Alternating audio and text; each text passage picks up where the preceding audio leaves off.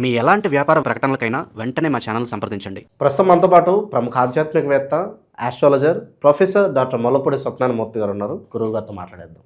నమస్కారం గురువు. నమస్కారం మణికంఠ గారు. గురుగారు, 2026 జనవరి నెల కొత్త సంవత్సరం. సో మరి తులారాశి వాళ్ళ పరిస్థితి ఏంటి? ఎటువంటి ఫలితాలు ఈ మొదటి నెలలో వీళ్ళకి ఏర్పడతాయంటారు? ఎటువంటి జాగ్రత్తలు, పరిహారాలు తీసుకుంటే బాగుంటుంది?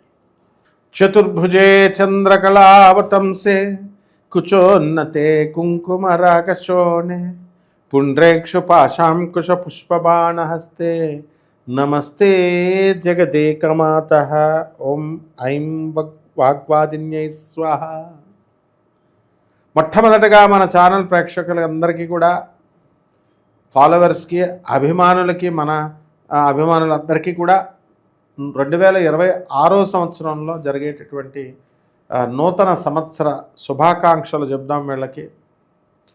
Happy new year to all the friends అన్నమాట.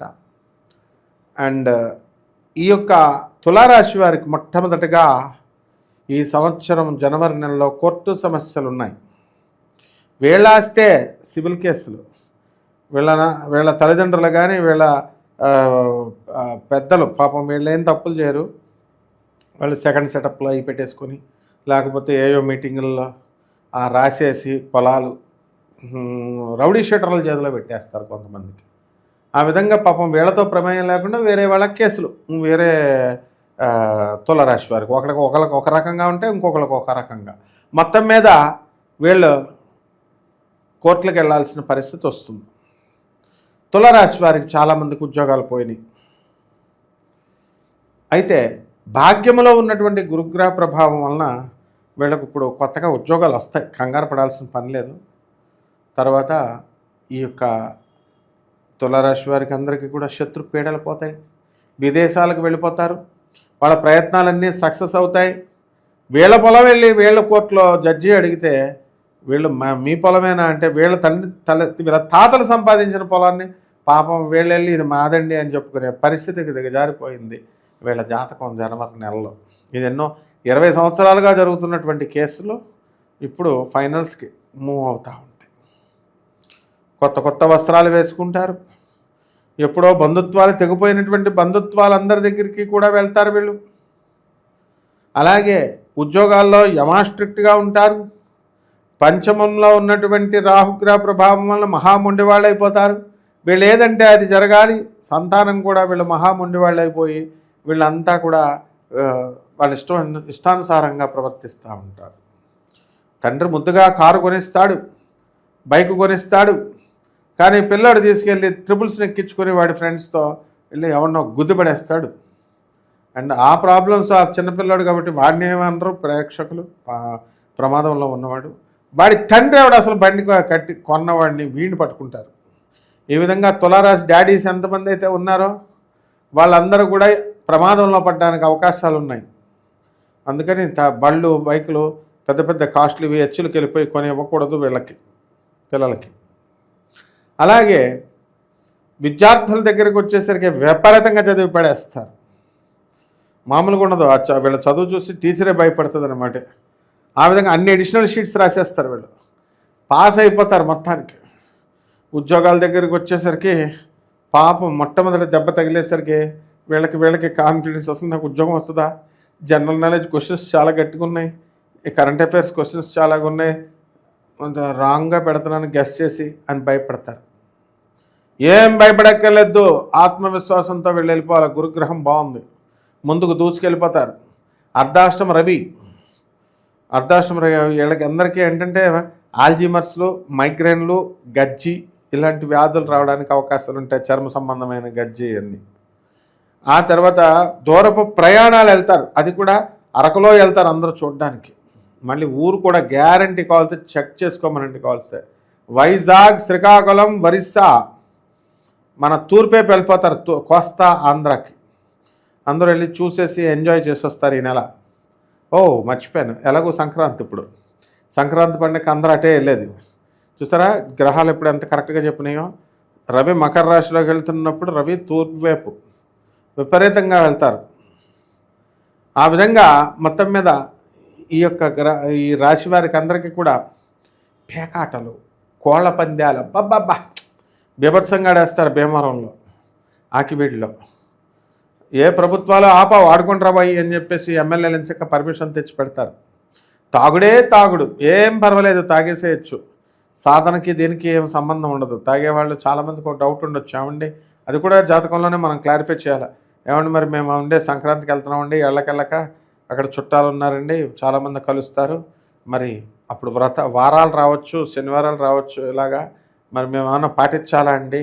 ఇలాగా పాపం తాగాలని లోపల ఉంది, అటువంటి వాళ్ళు ఎందుకు పాటించడం? దర్జాగా వెళ్ళండి, శుభ్రంగా తాగండి, తిండే మీటింగే, ఈటింగే. మీరు ఎలా ఉండాలనుకుంటున్నారో అలా ఉండండి, కానీ ఒక్క కండిషన్ నేను చెప్పింది మాత్రం చేయండి, అది జగద్గురువులు చెప్పింది.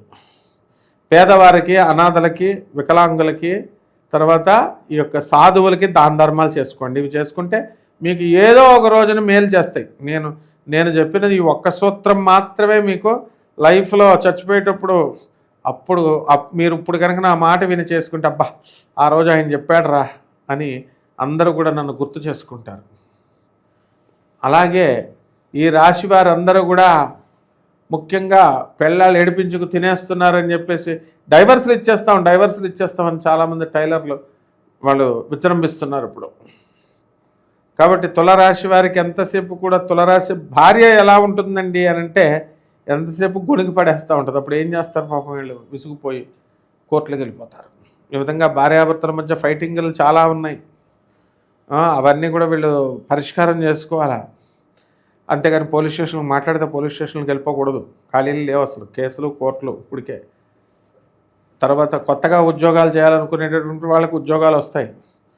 పాత ఉద్యోగస్తులు, కొత్త ఉద్యోగస్తులు వీళ్ళిద్దరు కలిసి పోటీ పడతారు. అంత నిరుద్యోగ సమస్య అనేటటువంటిది ఉంటుంది. అందువల్ల వ్యాపారస్తులను మనం ఎంకరేజ్ చేయాలి. ఒక ఉపాసనారెడ్డి, ఒక తమన్నా లాగా వీళ్ళందరూ కూడా విజృంభించాలి, ఎంటర్ప్రెనర్స్ అవ్వాలి. అయినప్పుడు మాత్రమే వీళ్ళ బతుకుతూ 10 మందిని బతికించే స్థాయికి వెళ్తారు. ఆడవాళ్ళ జోలికి వెళ్ళకూడదు, వెళ్తే మటాష్ అయిపోవడానికి అవకాశాలు ఉన్నాయి. ఎందువల్లంటే తులారాశి అంటేనే 10 మందితో కలిసి ఉండేటటువంటి రాశి, ఒంటరిగా ఉండలేరు పాపం. కాబట్టి ఆస్తులన్నీ కలిసి వస్తాయి, బ్రహ్మాండంగా ఉంటుంది నాయన. మొత్తం ఈ యొక్క రైతుల కొనుగోళ్ళు, రైతులు చక్కగా వాళ్ళకు ఉన్నటువంటి కమిషన్ ఏజెంట్స్కి చేత వ్యాపారాలు. కాస్త ఇబ్బందికరము పాలన విషయంలో జాగ్రత్తగా ఉండాలంటే ఏం చెప్తారు వీళ్ళకి ఈ మాసం? ఆడవాళ్ళతో మాట్లాడకూడదు, ఆడవాళ్ళ దగ్గరికి వెళ్ళకూడదు. కామా తురాణ నా లజ్జ నా భయం అని తులారాశి వారు అసలే రసికులు.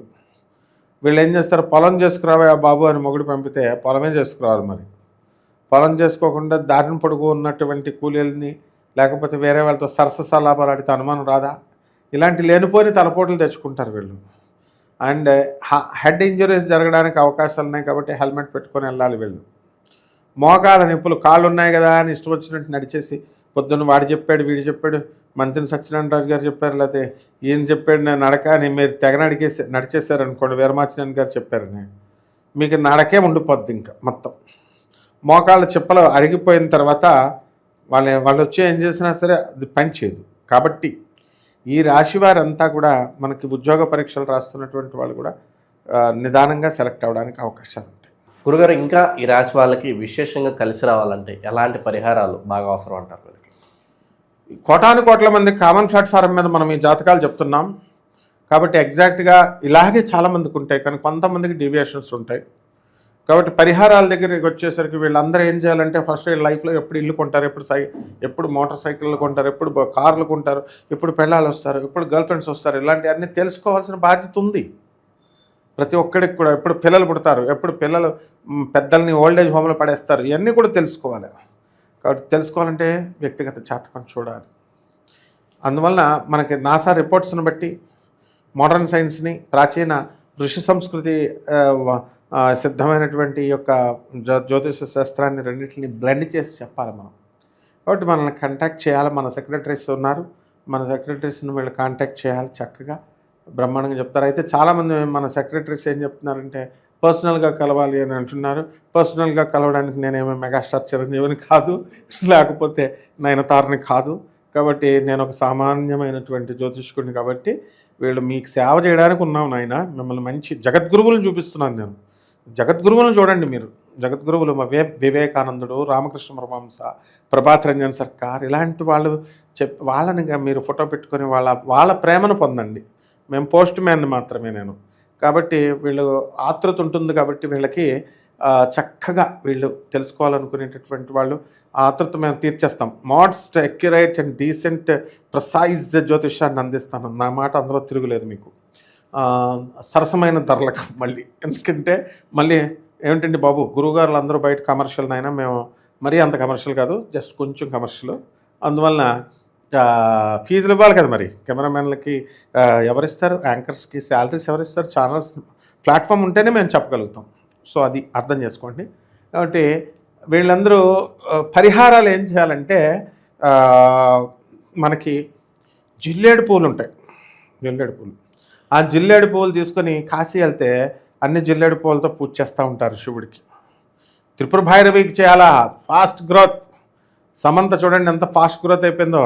సమంత 2.0 అయిపోతుంది ఇప్పుడు. మళ్ళీ లింగభైరవిని నమ్ముకుంది. లింగభైరవి, తమన్నా భాటియా, సమంత, రాజ్, తర్వాత ఈ యొక్క అక్షయ్ కుమార్, నెక్స్ట్ మన ఇంకో హీరోయిన్ ఉంది ఉపాసనారెడ్డి. హీరోయిన్లకే హీరోయిన్. ఈవిడ నా శిష్యురాలు రామ్ చరణ్, ఇండస్ట్రియలిస్ట్ రామ్ చరణ్ భార్య.